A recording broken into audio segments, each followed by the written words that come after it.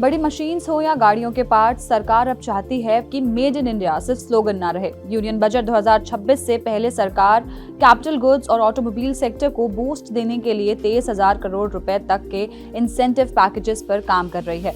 इसका main goal है देश में ही मैन्युफैक्चरिंग बढ़ाना और इंपोर्ट्स पर डिपेंडेंसी कम करना है। ये GVC यानी global value chain schemes final stage में है और 1 फरवरी 2026 के बजट में अनाउंस हो सकती है। आपको बता दें, सबसे बड़ा पैकेज कंस्ट्रक्शन इक्विपमेंट सेक्टर के लिए हो सकता है, जिसका साइज लगभग 14,000 से 16,000 करोड़ रुपए बताया जा रहा है।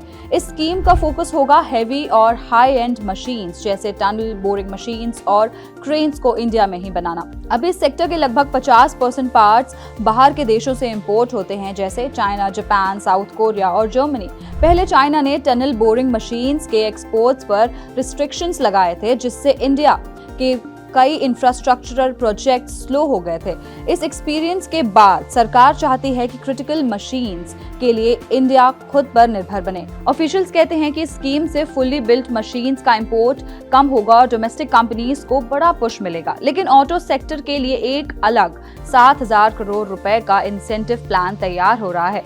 इसका फोकस होगा एडवांस्ड ऑटो कंपोनेंट्स को इंडिया में ही बनाना, जैसे सेफ्टी सिस्टम्स, कैमरास और सेंसर्स। प्लान के हिसाब से कंपनीज को सपोर्ट तब मिलेगा जब कम से कम 50% वैल्यू इंडिया में ऐड हो। इससे ना सिर्फ लोकल मैन्युफैक्चरिंग बढ़ेगी, बल्कि एक्सपोर्ट के चांसेस भी क्रिएट होंगे। इस स्कीम में ऑटो कंपोनेंट मैन्युफैक्चरर्स के लिए मोल्ड्स और टूल्स जैसे इक्विपमेंट खरीदने पर सब्सिडी भी मिल सकती है। साथ ही टेस्टिंग और प्रोटोटाइपिंग सेंटर्स बनाने पर भी फोकस हो सकता है, जिससे प्रोडक्शन से पहले प्रोडक्ट्स को चेक किया जा सके।